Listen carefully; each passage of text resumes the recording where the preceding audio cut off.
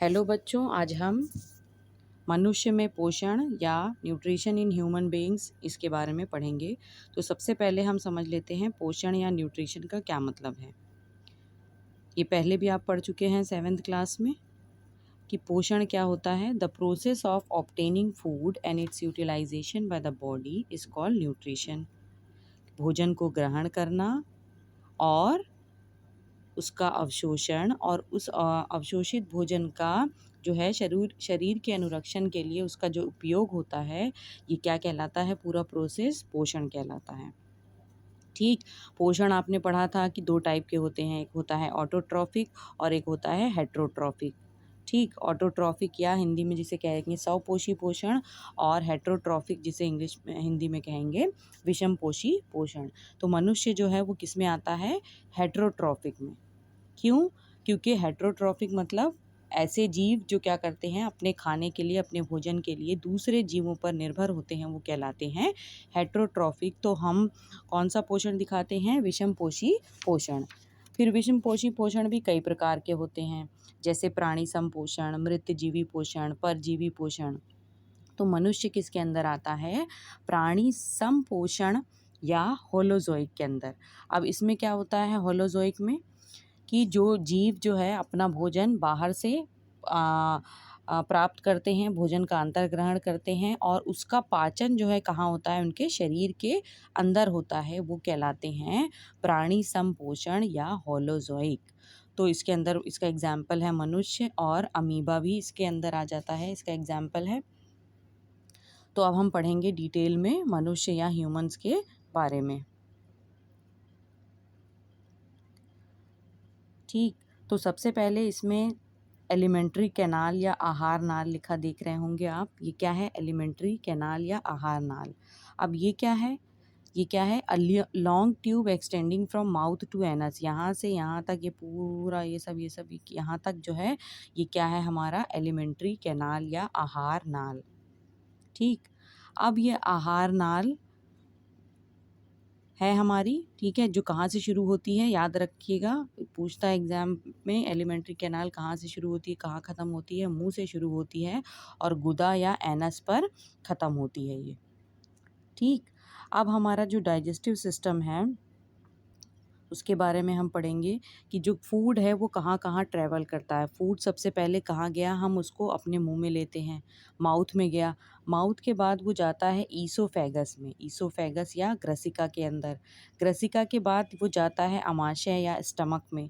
Stomach के बाद वो जाता है हमारी छोटी आंत में, और छोटी आंत के बाद सबसे आखिर में वो जाता है हमारी बड़ी आंत में, और फिर गुदा के द्वारा जो भी वेस्ट है वो बाहर निकाल दिया जाता है। ये तो आप सब 7th क्लास में पढ़ चुके हैं। अब 10th क्लास में थोड़ा सा डिटेल में है कि हर ऑर्गन में जब ये ट्रैवल कर रहा है हमारा फूड, तो किस पार्ट में क्या हो रहा है फूड के साथ। अब हम इसको डिटेल में पढ़ेंगे। सबसे पहले जो भी फूड है वो कहाँ जा रहा है? हमारे माउथ में, हमारे मुंह में। मुंह में अब फूड के साथ क्या क्या होता है? सबसे पहले जो भी हम खाना मुंह में लेते हैं वो क्या होता है? दांत से हम उसको चबाते हैं, दांत हम उसको चबाने का काम करते हैं। ज़बान जो है वो क्या करती है? भोजन को लार के साथ मिक्स करती है, और दूसरा भोजन का टेस्ट बताने का भी काम करती है। तीसरा क्या होता है? अब ये जो लार है, भोजन हमारा किसके साथ मिक्स हो रहा है? इस लार के साथ। तो ये लार भी कुछ काम कर रही है। ये लार क्या करती है? ये भोजन को क्या करती है? फूड को गीला करती है। ठीक। और उस लार में एक एंजाइम होता है जिसका नाम है सलाइवरी अमाइलेज। ये एंजाइम क्या करता है? कॉम्प्लेक्स स्टार्च को सिंपल शुगर में बदल देता है। इसका मतलब जो कार्बोहाइड्रेट है या जो स्टार्च है उसका पाचन, उसका डाइजेशन कहाँ से शुरू हो जाता है? मुंह से। तो पूछता है एग्जाम में क्वेश्चन कि भोजन का पाचन या कार्बोहाइड्रेट का पाचन कहाँ से शुरू हो जाता है? तो याद रखेंगे भोजन या कार्बोहाइड्रेट का पाचन हमारे मुंह से शुरू हो जाता है। अब पाचन का क्या मतलब है या डाइजेशन का क्या मतलब है? तो जब भी पाचन या डाइजेशन का शब्द सुने आप, तो इसका क्या मतलब है? कॉम्प्लेक्स फूड का सिंपल फूड में या सिंपल रूप में चेंज होना, कॉम्प्लेक्स से सिंपल में बदलना, इसको क्या कहते हैं? पाचन या डाइजेशन। तो जो कार्बोहाइड्रेट का बदलने का काम है वो कहाँ से शुरू हो जाता है? हमारे मुंह से शुरू हो जाता है। कौन करता है ये पाचन का काम? Salivary amylase. ये कहाँ होती है सलाइवरी अमाइलेज? हमारी लार में। और ये लार कहाँ से निकलती है? लार ग्रंथि या सलाइवरी ग्लैंड से। मुंह का समझ में आ गया सबको? अब फूड पहुंच गया हमारे ईसोफेगस या ग्रसिका में। यहाँ पर ध्यान रखेंगे, ईसोफेगस या ग्रसिका में कोई भी पाचन नहीं होता। सिर्फ क्या कर रहा है, ये मुंह से खाने को आमाशय या स्टमक तक पहुँचाने का काम कर रहा है। ठीक, अब हमने फूड यहाँ पर रखा, ये अपने आप नीचे तो नहीं पहुँच जाएगा। ठीक है, तो ये क्या होगा, ईसोफेगस कॉन्ट्रैक्ट और रिलैक्स होता है, जिसकी वजह से जो भी फूड है वो क्या होता है, धीरे धीरे धीरे धीरे नीचे पुश किया जाता है। तो ये जो सिकुड़ना, ठीक है, सिकुड़ना है इसका बार बार संकुचन और शिथिलन जो है, इसे क्या कहते हैं? पेरिस्टाल्टिक मूवमेंट या क्रमाकुंचक गति। ठीक, तो ध्यान रखेंगे आप, अगर पूछता है कि ईसोफेगस या ग्रसिका में कौन सी मूवमेंट होती है, तो पेरिस्टाल्टिक मूवमेंट या क्रमाकुंचक गति। अब फूड ईसोफेगस के बाद पहुंच गया हमारे स्टमक या आमाशय में। अब यहाँ पर आमाशय में जो पाचन है या डाइजेशन है, उसका काम कौन करता है? Gastric glands. ठीक, गैस्ट्रिक ग्लैंड्स या जठर ग्रंथियाँ जो आमाशय में उपस्थित होती हैं, प्रेजेंट होती हैं, वो क्या करती हैं? यहाँ पर पाचन का काम करती हैं। और ये जो गैस्ट्रिक ग्लैंड है वो 3 चीज़ें रिलीज़ करते हैं, यहाँ याद रखेंगे क्या क्या है? हाइड्रोक्लोरिक अम्ल, एंजाइम है और म्यूकस या श्लेष्मा। अब हाइड्रोक्लोरिक अम्ल है, जो एसिड है, वो क्या करेगा? वो खाने को हमारे अम्लीय बनाता है, क्रिएट्स एन एसिडिक मीडियम, जिससे क्या होता है, ये एंजाइम जो है वो आसानी से हमारे फूड पे काम कर पाता है, डाइजेस्ट कर पाता है। ठीक, और दूसरा क्या है कि ये अम्ल क्या करता है, ये एसिड क्या करता है, जो हानिकारक जीवाणु हैं उनको भी ख़त्म करने में हेल्प करता है। और दूसरा है एंजाइम।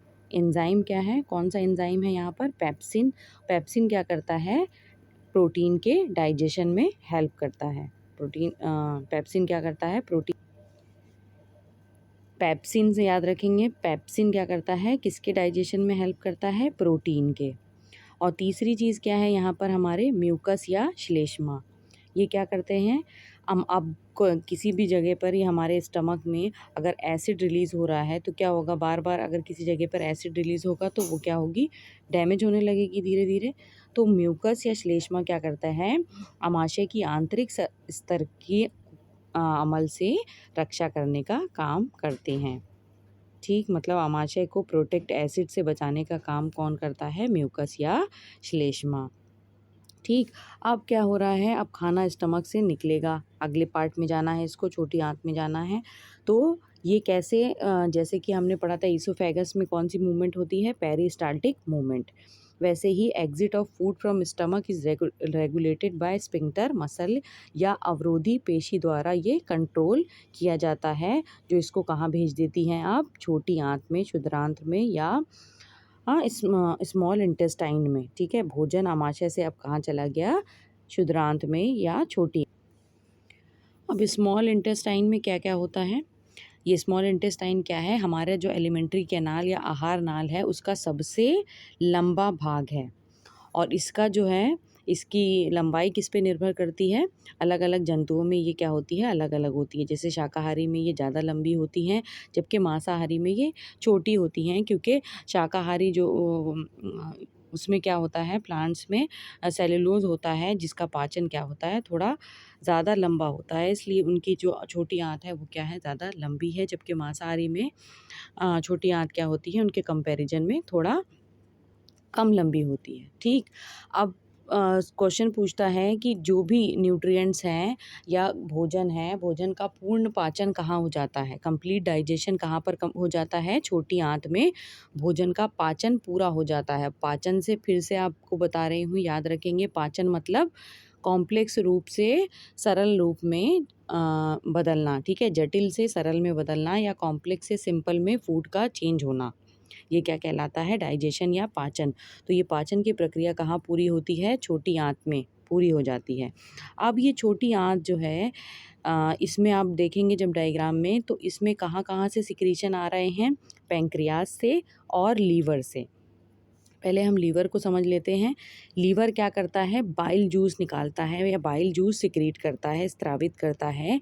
ये बाइल जूस या पित्त रस जो है वो कहाँ पर जमा हो जाते हैं, हमारे पित्ताशय में, ठीक है, या गॉल ब्लैडर में जाकर ये क्या हो जाते हैं, जमा हो जाते हैं। और वहाँ से ये कहाँ भेज दिए जाते हैं, हमारी छोटी आंत में, स्मॉल इंटेस्टाइन में भेजे जाते हैं।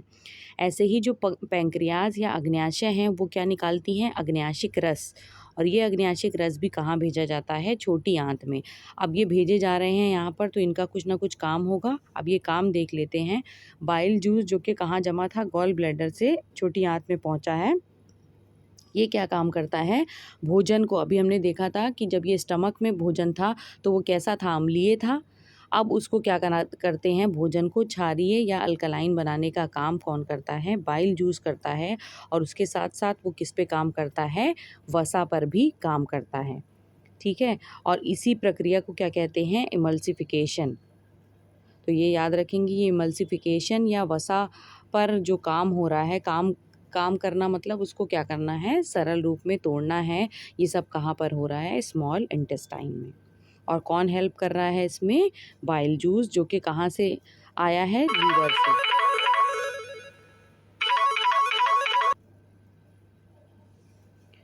और पैंक्रियाज या अग्न्याशय से जो अग्न्याशिक रस निकला है उसमें क्या होते हैं, एंजाइम्स। कौन से एंजाइम हैं, हमने पढ़ा था स्टमक में कौन सा था एंजाइम, पेप्सिन। यहाँ पर दो एंजाइम है, ट्रिप्सिन और लाइपेज। ट्रिप्सिन किसके ऊपर काम करता है, जैसे पेप्सिन प्रोटीन पे काम कर रहा था, वैसे ही ट्रिप्सिन भी किसके ऊपर काम कर रहा है, प्रोटीन के ऊपर। पेप्सिन ट्रिप्सिन दोनों किसके ऊपर काम कर रहे हैं, प्रोटीन के ऊपर। और लाइपेज जो है वो किसके ऊपर काम करता है, फैट के ऊपर, ठीक। अब इसके अलावा और क्या है, जो इंटेस्टाइन है, इंटेस्टाइनल ग्लैंड में से और क्या निकल रही है, आंत्र रस या इंटेस्टाइनल जूस भी निकलते हैं।